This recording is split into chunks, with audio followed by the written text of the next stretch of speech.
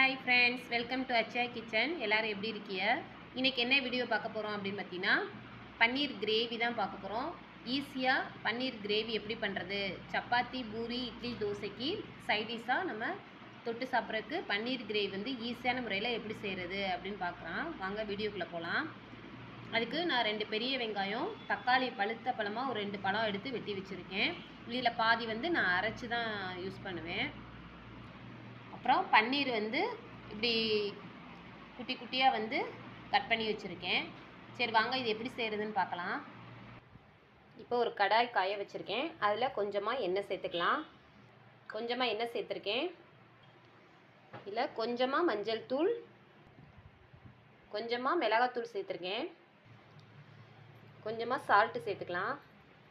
இப்போ இதில் பன்னீரை சேர்த்துக்கலாம். ஏன் இப்படி செய்கிறோன்னா, கொஞ்சம் பன்னீரை கொஞ்சம் இது பண்ணோம்னா, ஃப்ரை பண்ணோம்னா கொஞ்சம் வந்து காரம், உப்பு இதெல்லாம் வந்து பன்னீரில் வந்து சேர்ந்து நல்லாயிருக்கும். அதுக்காக ஒரு 2 மினிட்ஸ் இப்படியே இருக்கட்டும். அதுக்கப்புறம் எடுத்து வச்சுக்கலாம். இப்போ அதே சட்டியில் கொஞ்சமாக எண்ணெய் சேர்த்துருக்கேன். பட்டை, 2 கிராம்பு, ஏலக்காய் சேர்த்துருக்கேன். சோம்பு கொஞ்சோண்டு சேர்த்துக்கோங்க. வெங்காயம் சேர்த்துக்கலாம். அது கூட இஞ்சி பூண்டு பேஸ்ட்டு 1 ஸ்பூன் சேர்த்துக்கலாம். நல்லா வதக்கிடுங்க. இப்போ அதில் கொஞ்சம் தக்காளியும் கொஞ்சம் வெங்காயமும் எடுத்து நல்லா பேஸ்டாட்டம் அரைச்சி வச்சுருக்கேன். நம்ம கிரேவி பண்ணும்போது கொஞ்சம் அரைச்சி போட்டிங்கன்னா நல்லா கிரேவி வந்து நல்லா கிடைக்கும். அதனால் நான் அரைச்சி வச்சுருக்கேன். இப்போ அதை சேர்த்துடலாம். இப்போ கிரேவி தக்காளி வெங்காயம் அரைச்சதை சேர்த்துடலாம்.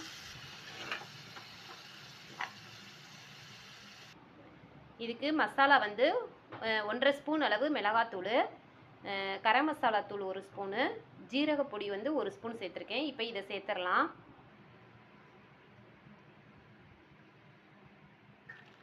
இப்போ இது மசாலாலாம் சேர்த்தாச்சு. கொஞ்சம் பச்சை வாசனை போகிற வரையும் கொஞ்சம் கொதிக்கட்டும். கொஞ்சமாக தண்ணி சேர்த்துக்கலாம். கிரேவிக்கு தகுந்த மாதிரி நம்ம தண்ணி சேர்த்துக்கலாம்.